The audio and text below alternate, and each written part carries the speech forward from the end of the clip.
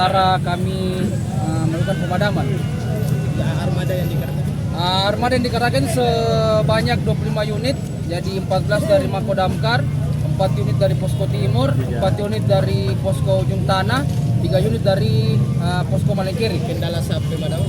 Kendala kami sebenarnya tidak terlalu banyak kendala, karena kebetulan yang terbakar di pinggir jalan raya, cuma yang jenis yang terbakar ini pemukimannya ya mudah terbakar, jadi agak cepat menyebar apinya. Ada suara-suara letusan petasan juga? Tadi ada saya dengar, tapi kita tidak tahu itu entah itu dari petasan atau dari listrik. Kami belum dapat informasi. Untuk sementara Pak? Ya, Asrama atau? Menurut informasi asrama polisi. Tidak ada korban? Tidak ada, sementara belum ada informasi tentang korban jiwa. Intinya api sudah dikuasai? Api sudah dikuasai, sisa menunggu armada yang pulang untuk pengisian.